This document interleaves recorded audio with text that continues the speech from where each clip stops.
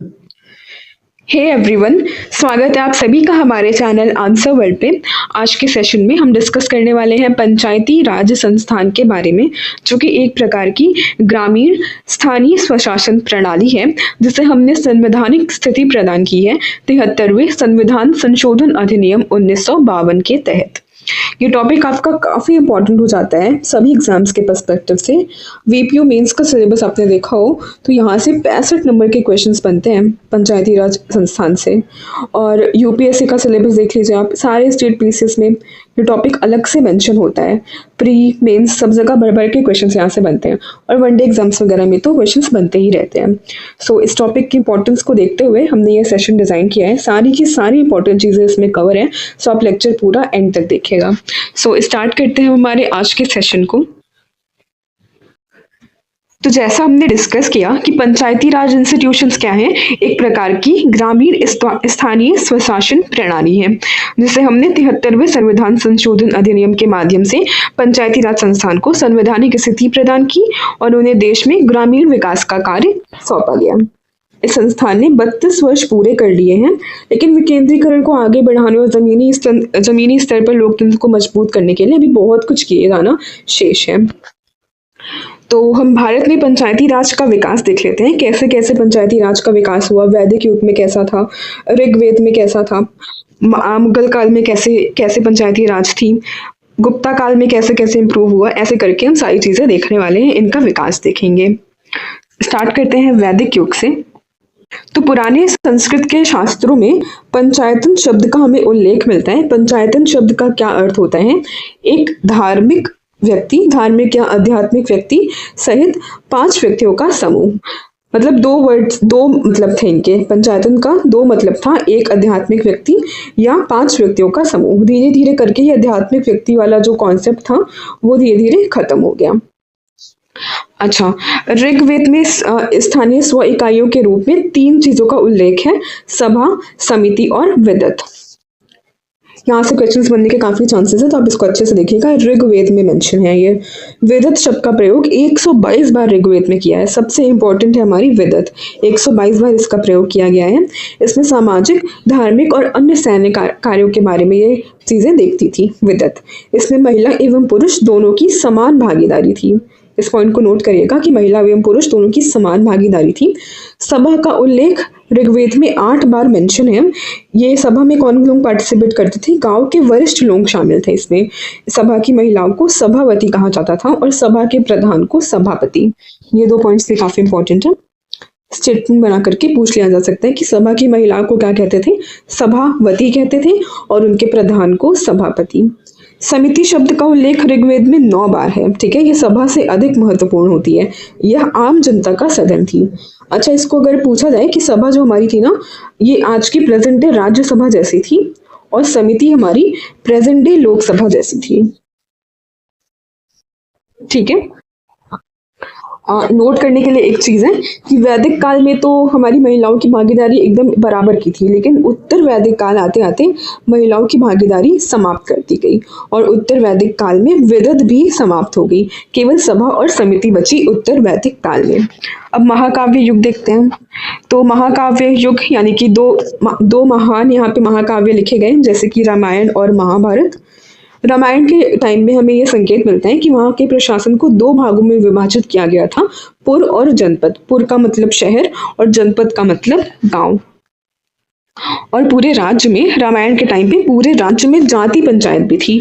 जाति पंचायत द्वारा चुना गया एक व्यक्ति राजा का मंत्री परिषद का सदस्य भी होता था। ठीक है, महाभारत के टाइम में क्या क्या चीजें मेंशन है?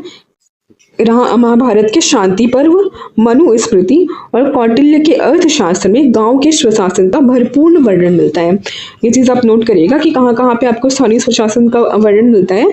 तो शांति पर्व में, मनुस्मृति में और कौटिल्य के अर्थशास्त्र में। महाभारत का गांव समूह कैसा था, ये आपको और मतलब क्रोनोलॉजी जैसे आपको अरेंज करने को दिया जा सकते हैं कि सबसे छोटी इकाई क्या है, ग्रामिक है।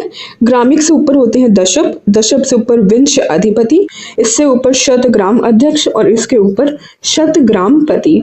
ग्रामिक का क्या क्या अर्थ होता है, गांव का मुख्य अधिकारी। दशप का अर्थ होता है 10 गांव का मुखिया, 10 वर्ड आ रहा है, 10 से आप गैस कर सकते हैं कि 10 गांवों का मुखिया। विंश अधिपति कौन होते हैं, 20 गांव के मुखिया होते हैं। शत ग्राम अध्यक्ष 100 ग्राम के होते हैं, शत प्रतिशत कहते हैं ना, तो शत से 100 गैस कर सकते हो, तो 100 गांवों के मुखिया को शत ग्राम अध्यक्ष कहते थे। और शत ग्राम पति 1000 गांवों के मुखिया को कहते थे।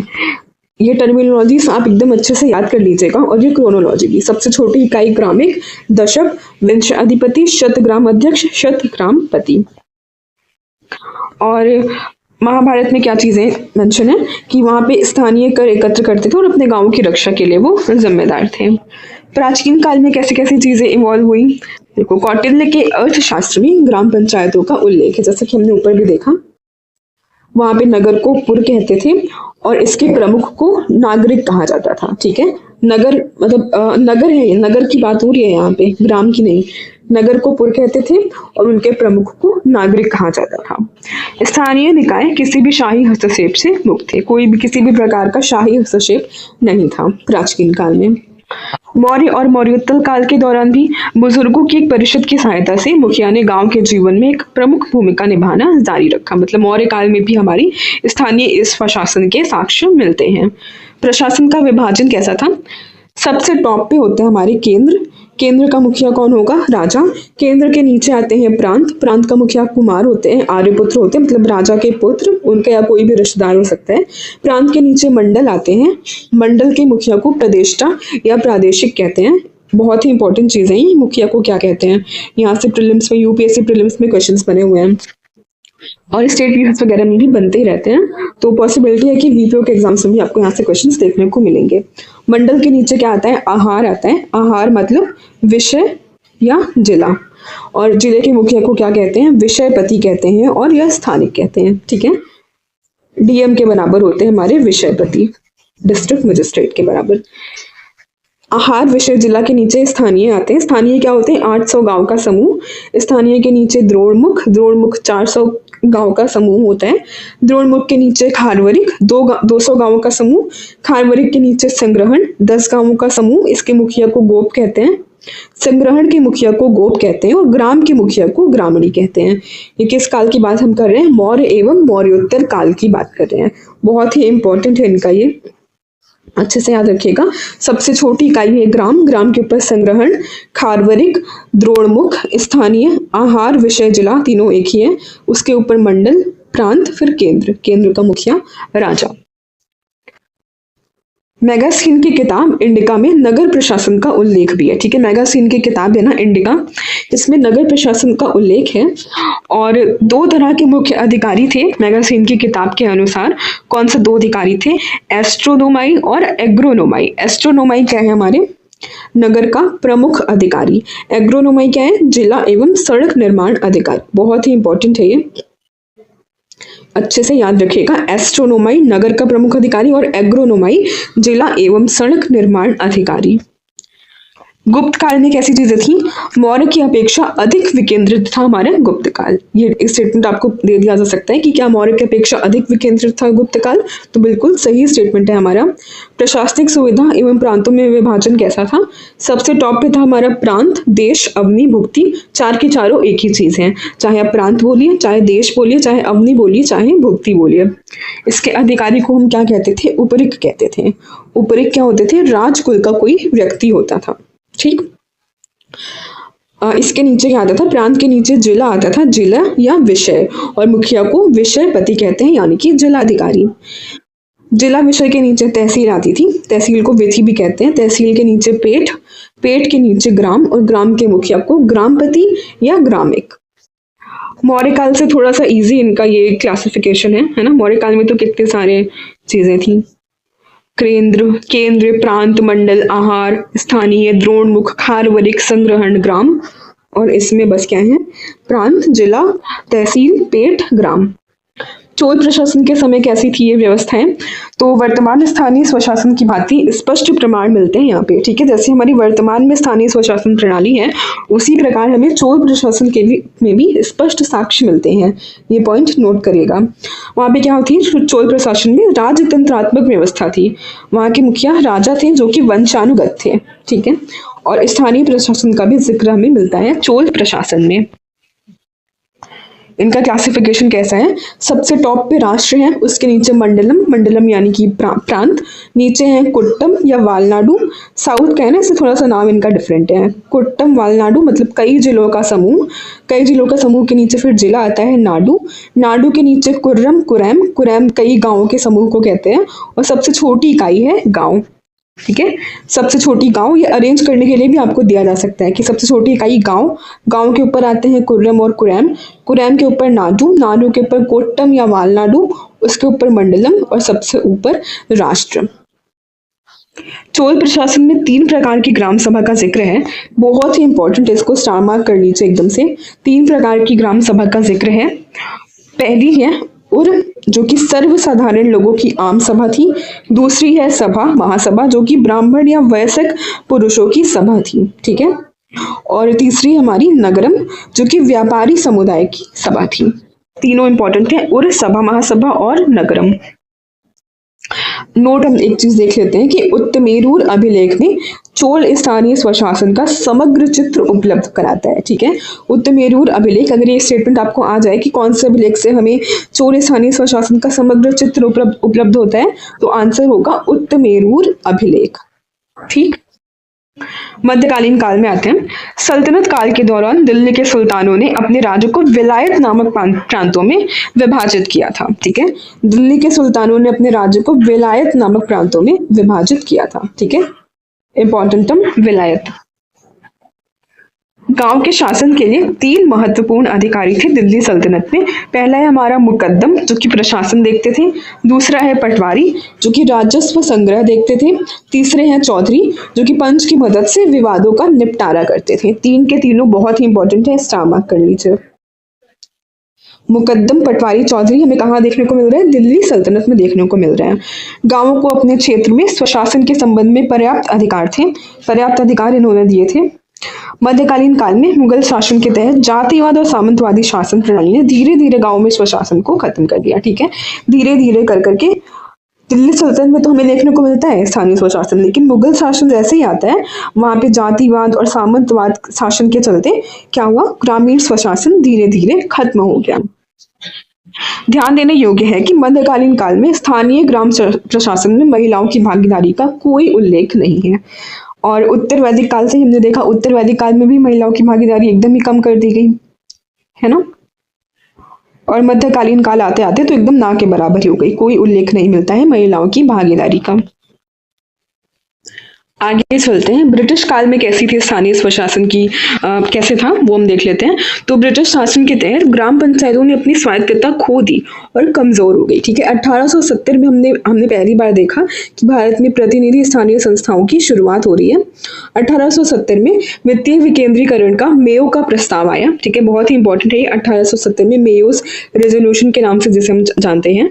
इसने शहरी नगर पालिकाओं में निर्वाचित प्रतिनिधियों की अवधारणा पेश की, ठीक है। शहरी नगर पालिकाओं में निर्वाचित प्रतिनिधियों की अवधारणा पेश की गई। किस लिए इसको लाया गया? बेसिकली 1857 के विद्रोह ने शाही वित्त को काफी तनाव में डाल दिया था, और इससे स्थानीय कराधान से स्थानीय सेवा को वित्त पोषित करना आवश्यक पाया गया। इसलिए यह राजकोषीय मजबूरी थी कि विकेंद्रीकरण पर लॉर्ड मेयो का संकल्प अपनाया गया, ठीक है। मजबूरी थी इनकी, ऐसे कोई भला करने के लिए नहीं लेकर के आए थे। 1882 में लॉर्ड रिपन संकल्प आया, इसे हम स्थानीय स्वशासन का मैग्ना कार्टा भी कहते हैं। लॉर्ड रिपन का रेजोल्यूशन 1882 में, इसने संस्थाओं को बहुत जरूरी लोकतांत्रिक ढांचा प्रदान करने का कार्य किया। इसमें सभी बोर्डों को गैर अधिकारियों का 2/3 बहुमत रखने का आदेश दिया गया था, जिन्हें चुना जाना था, और इन इकाइयों के अध्यक्ष निर्वाचित गैर अधिकारियों में से होने थे, ठीक है। अध्यक्ष किस में से होंगे? निर्वाचित गैर अधिकारियों में से। फिर 1970 में हमारी CEH हॉब हाउस की अध्यक्षता में केंद्रीकरण पर रॉयल कमीशन की नियुक्ति की गई, ठीक है। CEH हॉब हाउस की अध्यक्षता में। इनका नाम इम्पोर्टेंट है और सन भी इम्पोर्टेंट है। 1907 में रॉयल कमीशन का गठन हुआ। आयोग ने ग्राम स्तर पर पंचायतों को महत्व को पहचाना। ठीक है। अच्छा, इसी पृष्ठभूमि में 1919 की मॉन्टेगू चेम्सफोर्ड सुधारों ने स्थानीय सरकार के विषय को प्रांतों के अधिकार क्षेत्र से स्थानांतरित कर दिया। ठीक। मॉन्टेगू चेम्सफोर्ड एक्ट के तहत 1919 वाले एक्ट के तहत हमने क्या किया, लोकल सेल्फ गवर्नमेंट हमने प्रोविंसेस को सौंप दी। ठीक है। अब स्वतंत्रता के बाद का काल देख लेते हैं। संविधान लागू होने के बाद हमने अनुच्छेद 40 लाया संविधान में, जो कि DPSP होता है, directive principle of state policies. इसके तहत हमने ग्राम पंचायतों का उल्लेख किया। इसके तहत ये था ना कि विलेज पंचायत होनी चाहिए हर गांव में, village panchayat. Article 40 of the constitution. अनुच्छेद 246 में क्या चीजें मेंशन है, राज्य विधानमंडल को स्थानीय स्वशासन से संबंधित किसी भी विषय पर कानून बनाने का अधिकार देता है। अनुच्छेद 246। स्वतंत्रता के बाद एक विकास पहल के रूप में हमने 2 अक्टूबर 1952 को क्या किया, कम्युनिटी डेवलपमेंट प्रोग्राम्स को लागू किया, यानी कि सामुदायिक विकास कार्यक्रम को लागू किया। इसमें ग्रामीण विकास की लगभग सभी गतिविधियों को शामिल किया गया, जिन्हें लोगों की भागीदारी के साथ ग्राम पंचायतों की सहायता से लागू किया जाना था। ठीक है। इसकी प्रेरणा हमने किससे ली थी, अमेरिकी विशेषज्ञ अल्बर्ट मेयर द्वारा, जो कि इटावा परियोजना से प्राप्त हुई थी। वर्ष इनका इंपॉर्टेंट है 2 अक्टूबर 1952 को, कम्युनिटी डेवलपमेंट प्रोग्राम्स।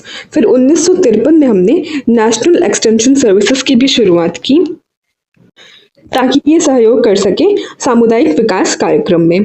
लेकिन इस कार्यक्रम में भी कोई महत्वपूर्ण भूमिका नहीं निभा सकी इस कार्यक्रम ने भी।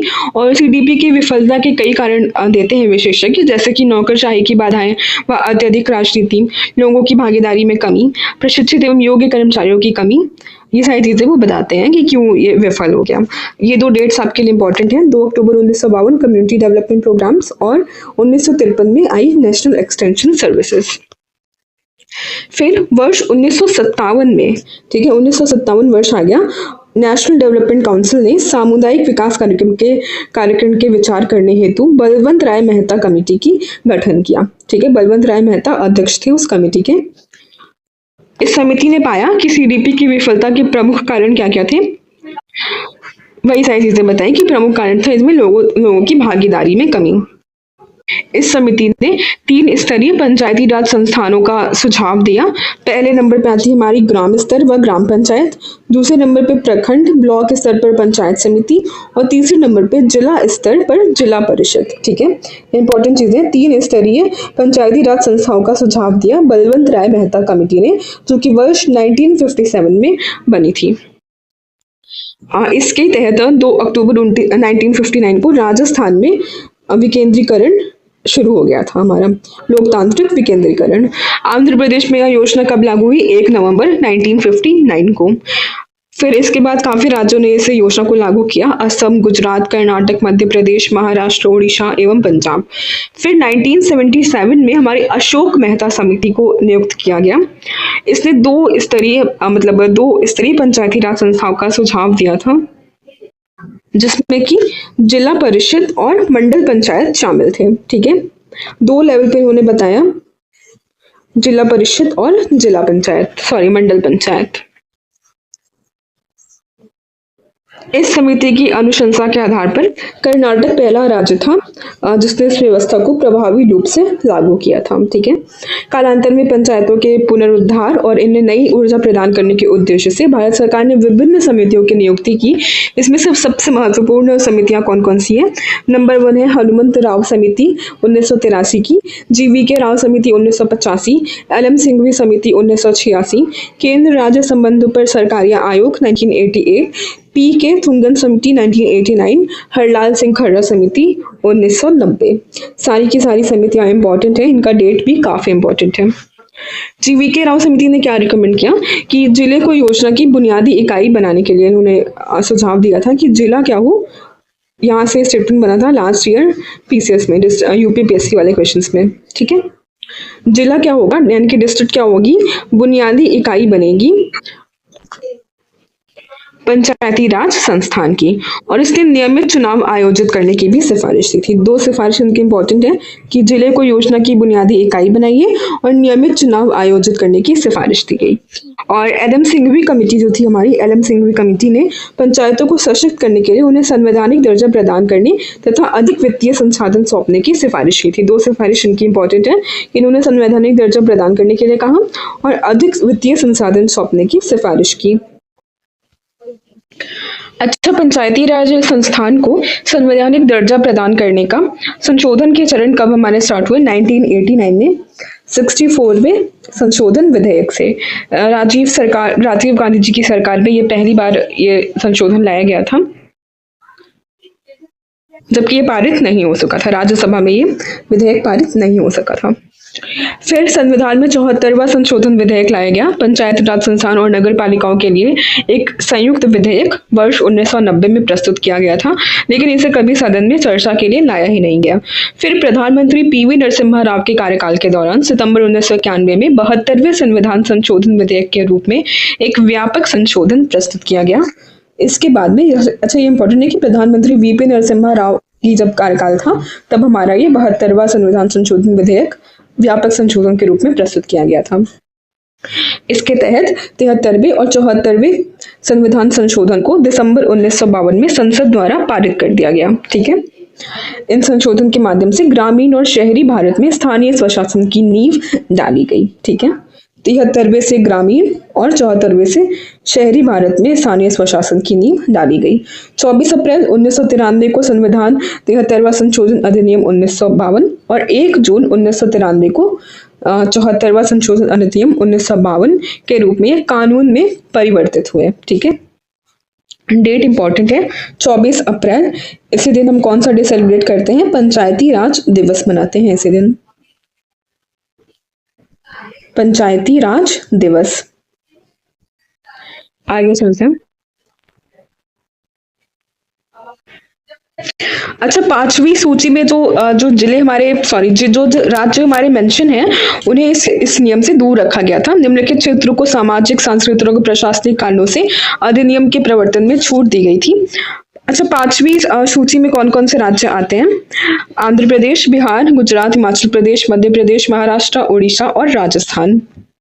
ये बेसिकली जनजाति बाहुल इलाके होते हैं और उनके विकास के लिए सरकार को अलग तरीके से ध्यान देकर के कार्य करने की आवश्यकता होती है। इसीलिए वहां पे कानून के मतलब 5वां शेड्यूल लागू नहीं होता है।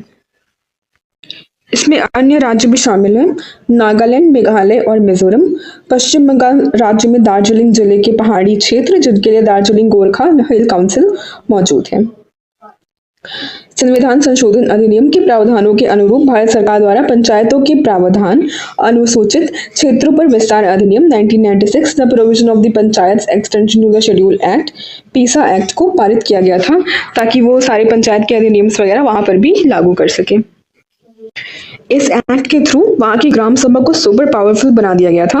वहां पे काम के लिए या खनन के लिए लाइसेंस चाहिए तो आपको ग्राम सभा से सहमति लेनी पड़ती है। ठीक है, आगे चलते हैं।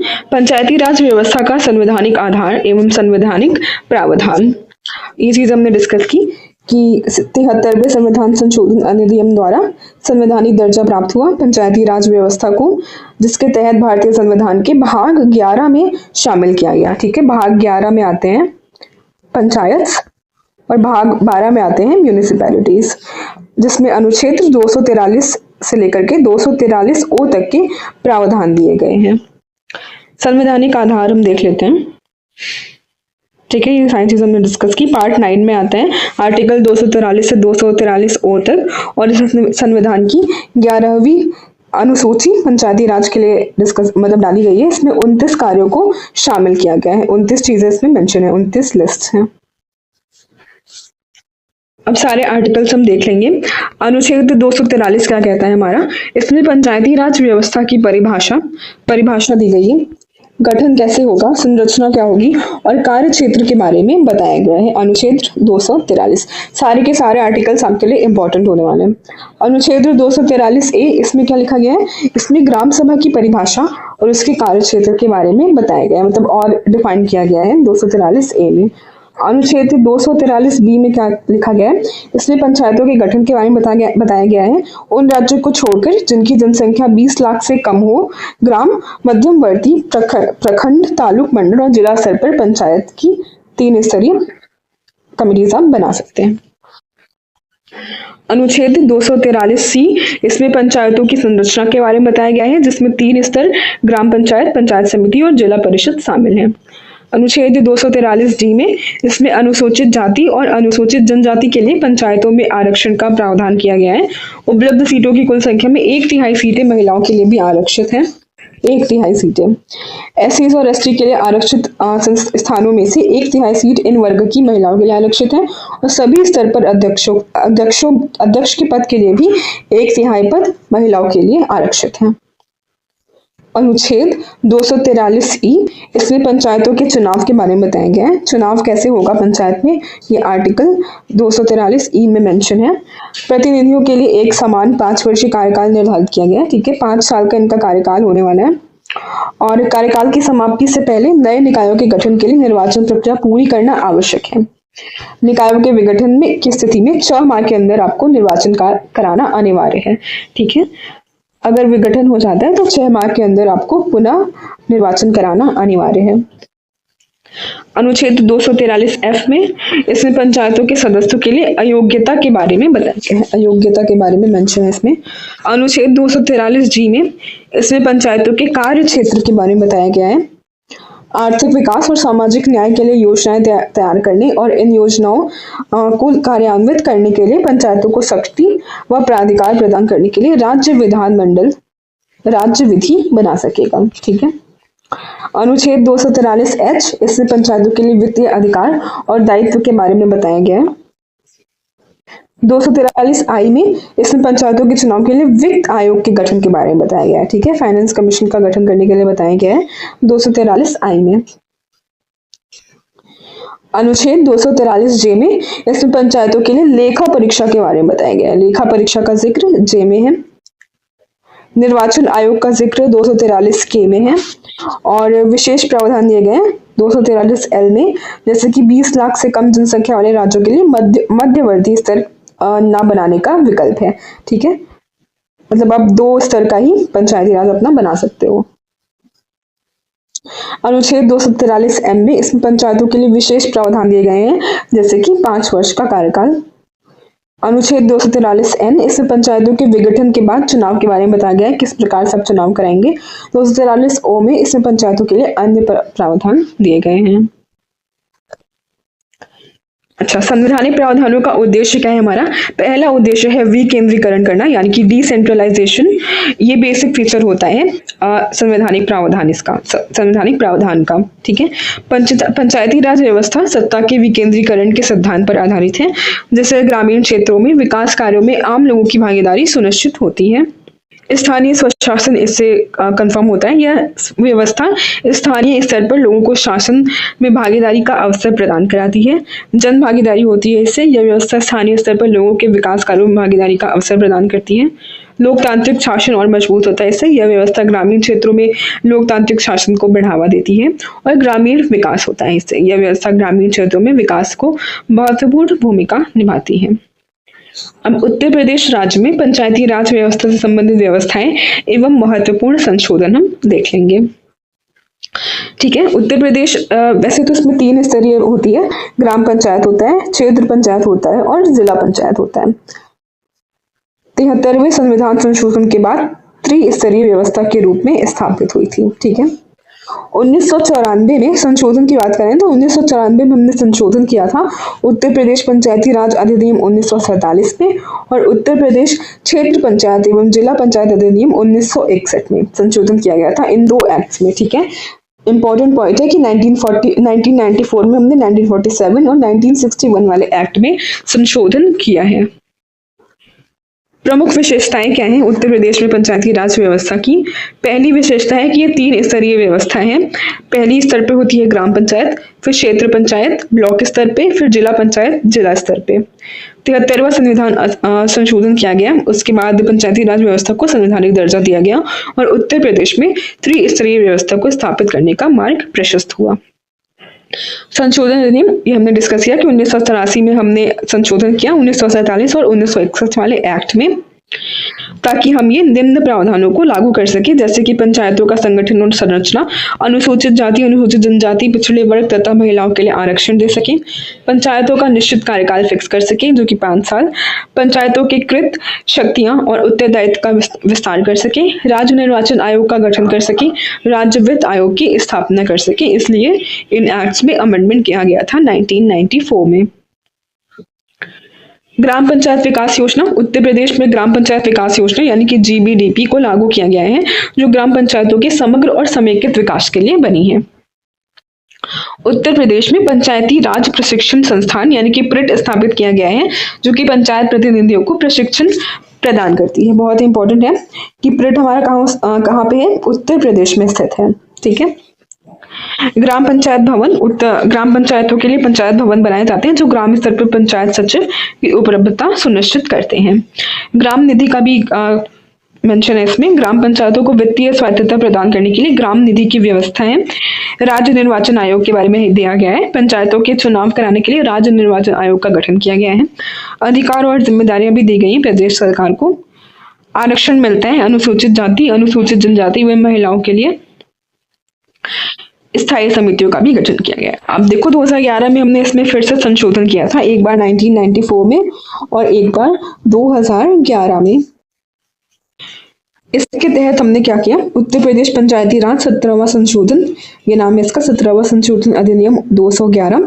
इसके तहत मुख्य लेखा परीक्षा अधिकारी, सहकारी समितियां एवं पंचायतों को वार्षिक प्रतिवेदन तथा भारत के नियंत्रक एवं महालेखा परीक्षक के वार्षिक तकनीकी लेखा परीक्षण प्रतिवेदन को विधानसभा के पटल पर रखे जाने का प्रावधान किया गया इस अधिनियम के तहत।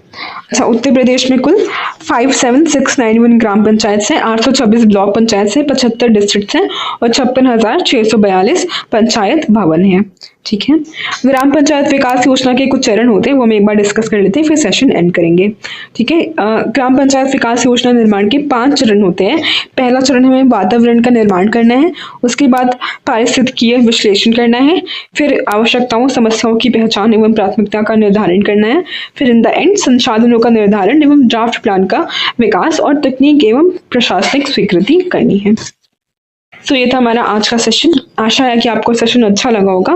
प्लीज लाइक, शेयर और सब्सक्राइब करिए हमारे चैनल को। Thank you, bye bye.